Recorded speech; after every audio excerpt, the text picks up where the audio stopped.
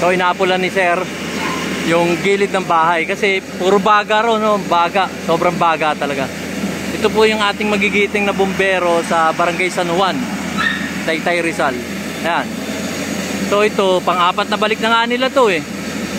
So madali silang rumusponde sa panahon ng pangangailangan patungkol dyan sa sunog.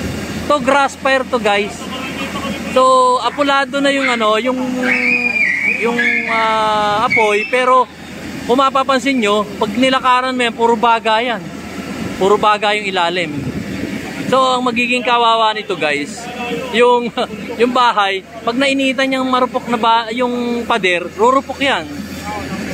Yung init pa lang kahit hindi apoy, para ka na nasunugan yan pagka pinanatili mong may baga yan. So yun. Yun. Yun na ano na nila. Yun. Nire-respondihan pa sila sa phase 3 kasi maraming grass fire. Maraming grass fire ngayon sir, yan oh. Dami, nakakahapat na nga po kami. Oo, yun, nakakahapat na sila.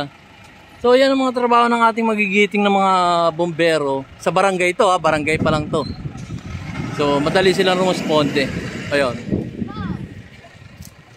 So yung area na yon, ayun, umuusok-usok na yon. Okay lang yan kasi medyo malayo na sa bahay yan. Pero ito, pinapula natin yung gilid ng bahay. Nang sa ganun, yun, kanina hindi ko maapakan to. Ewan ko, tingnan ko maapakan ko. Ayun oh, hindi na mainit. Oh. So okay na to. Naapulan na to. Kasi kanina hindi ko malakaran to guys. So ang tendency nito guys, kung wala na, di ba? Wala nang apoy. Pero ang baga niya narito pa rin sa lupa. So ang tendency niya, yung init ng lupa, yung baga, kasi yung damo, di ba yung damo, may ugat yan. So naapula mo yung sunog sa ibabaw ng ng damuhan, pero yung ilalim no, may ugat pa yon na nagkokos ng baga, init, pagdating sa pader, rurupok to. To. So, eto, mainit pa nga yun.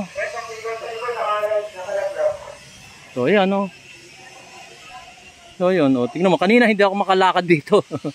Kasi mainit talaga, baga. Pero doon, hindi ako makakalakad doon, sigurado. Kasi marami pang baga doon. Kasi nag-uumusok pa eh. So, yun guys. Ang purpose ko lang sa pagbablog na to, ingat po tayo. Ingat po tayo sa ganito mga pangyayari. Kasi babala ito sa ating ibang mga kababayan na ikot-ikot tayo sa palibot natin. Tingin-tingin tayo. Mamaya meron namang nangyayaring ganito. So maaapula natin. Hindi na darating pa doon sa time na magsisisi pa tayo. Di ba? So yung mga ganitong pagkakataon, kaya ako binablog to, babala po ito, na kailangan meron po tayong telephone number ng malapit na bumbero sa atin. O kung lahat ng bumbero, magkaroon kayo ng telephone number, para na sa ganun, makaresponde agad ang ating mga magigiting na mga bumbero. Yun po ang aking purpose dito, kaya ako nagbablog. Dahil nga po, babala. At alam natin kung anong gagawin natin. Number 1, sabi nga, meron kayong telepono sa inyong pinakamalapit na istasyon ng mga bumbero, ng ating mga firemen. So mapabarangay man ito, sigurado meron kayo sa mga barangay. Telepono ng bumbero doon sa barangay nyo, nang sa gayon merong ganitong mga insidente, ay aware po tayo na tawagan sila at sila naman po i-responde agad. 24/7 yung mga yan, yung ating mga magigiting na mga bumbero, mapabarangay man yan o bayan. So iba-iba yung meron tayong mga bumbero sa barangay, may bumbero din naman tayo sa ating bayan. Halimbawa, nasa bayan kayo ng Taytay, Rizal, sa bayan kayo ng Angono, Rizal, o saan man bayan yan. Meron po tayong kapit barangay, meron tayong mga tinatawag na mga bumbero. Kahit maliliit lang ng mga bumbero, kagaya yung kanina. So makakatulong na yun sa atin. Meron pa silang inaapula doon, sa bandaron. Kalat po dito sa subdivision na to ang grass fire kasi ewan ko ba guys, may pagkukulang. Yun, may pagkukulang. Hindi natitignan kasi taon-taon to eh. Taon-taon. Nag-grass cut naman sila. Ang problema, yung mga damo kagaya nito oh. Nakaano lang diyan. Pagka grass cut nila, wala na, ganyan lang. Pero, so, ibig sabihin, pagka isa kabila mataas ang sunog, yung mga ali-alikabok na baga ng damo, lilipad yan, lalo na dito, ibabaw ng bundok to eh. Ibabaw ng bundok na hindi natin maiwasan. So, yun. Kaya nga kailangan meron kayong mga telepono sa inyong lugar kung saan meron kayong mga telepono para tawagan ng biglaan. So ito nga, naupula na. Salamat naman sa mga ating mga bumbero na agad-agad na sila rumisponde. So yun lang po guys, unang-una, numero ng ating bumbero sa ating barangay at sa ating bayan. Yun, importante. At bahala na sila susunod kung halimbawa, huwag naman sana mangyari, lumaki na lumaki. So, ibig sabihin, yung karatig bayan, re-responde rin yan. Kaya magigiting na ating mga bumbero ay nariyan. Yung mga Fire Officer 1, Fire Officer 2, yan. So, yun guys. Ito nga. Naapula na. Pinapula ko talaga yung gilid ng bahay. Gawa ng may baga to eh. So, yung banda rito, okay na yan. Hindi na siya makaka-apekto doon sa pader ng bahay. So, ganun lang ang strategy guys. Paunan nyo yung gilid ng bahay.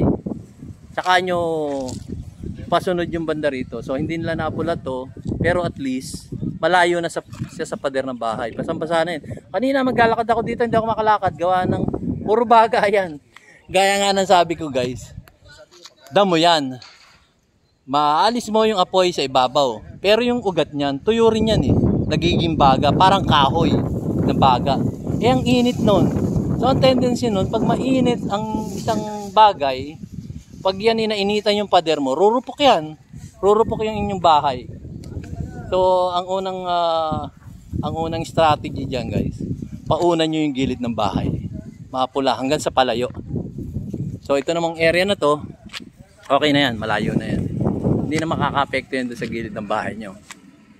So yun, marami pa tayong bombero doon sa kabila.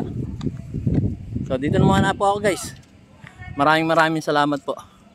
At nagbigay lang ako ng konting kaalaman patungkol dito sa nangyayari. Kasi na-experience na namin, di ba? So yun guys, salamat po sa panunod ng aking mumunting video. DIY KKW Informative. So yun guys, basta yun, telepono ng bombero o isama nyo na rin, alam ba, sa panahon ng krimen, yung telepono ng ating mga kapulisan. Lahat, siguro lahat. Pati telepono ng barangay, munisipyo, bombero, kapulisan. Napaka-importante po sa atin. Guys. So hanggang dito naman po ako. Guys, maraming salamat. Medyo mainit. Mainit pa yung nasunog. So maraming salamat po. See you in my next vlog. Yan po.